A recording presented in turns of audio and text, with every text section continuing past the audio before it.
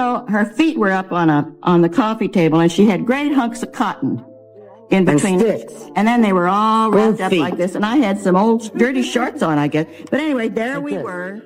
Vivian Vance spent her entire career mastering the art of laughter. To millions of viewers, she seemed like pure warmth, loyal, gentle, endlessly patient, and always ready with a perfectly timed reaction. But behind that familiar smile lived a woman who carried resentments far deeper than anyone imagined. There were people she never truly forgave, and one man she openly refused to respect or even tolerate. The twist is that this man was not a stranger or a rival from another show. He was the person audiences loved seeing her beside the most. What turned comedy into bitterness and admiration into lasting resentment? The answers reveal a very different Vivian Vance. At the top of her private list stood William Frawley. From the beginning, the pairing felt wrong to her.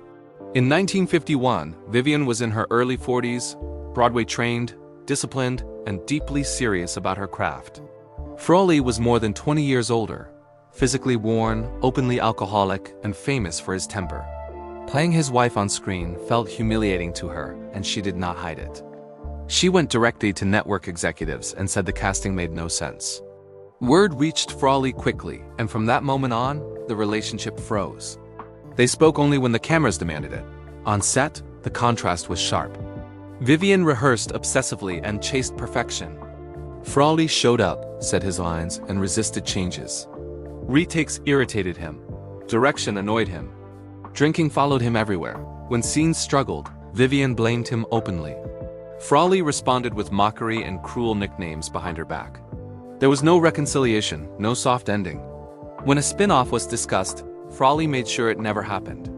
They never forgave each other. Second on her list was Lucille Ball, and this resentment was quieter and far more complicated. In the beginning, Lucy was her greatest ally. She fought for Vivien's casting, protected her salary, and made sure Ethel mattered. Vivien trusted her completely, but as the show became a cultural giant, power shifted. Creative decisions turned final. Jokes that made Ethel louder, clumsier, and less dignified stayed in the scripts. When Vivien questioned them, the answer was always the same. The audience loves it. Lucy never attacked her, but she never moved either. Vivien later captured the imbalance in one painful truth. Lucy could do anything she wanted, and I could not. The love never disappeared, but the frustration lasted a lifetime. The deepest wound came from her husband, Philip Ober.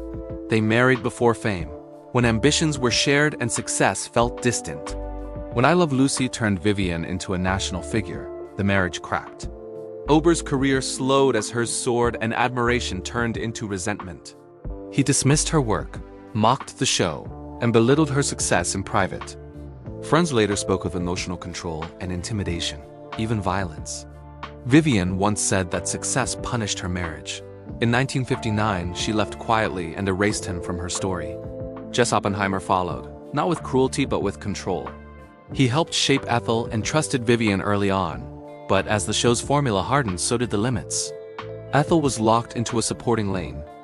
Vivien asked for growth, different tones, and new opportunities. The answer was always structure and consistency. Years later, she summed it up simply, "I was capable of more." Finally came Bob Carroll Jr. and the writers who turned Ethel into a reliable punchline. The jokes worked, which made them impossible to fight.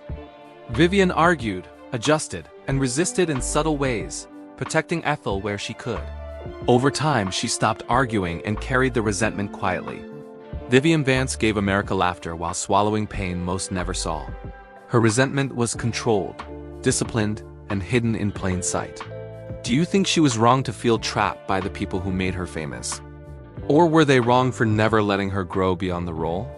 Share your thoughts in the comments, and for more untold Hollywood rivalries and hidden truths, like the video, subscribe, and press the bell icon for Hollywood Bulletin.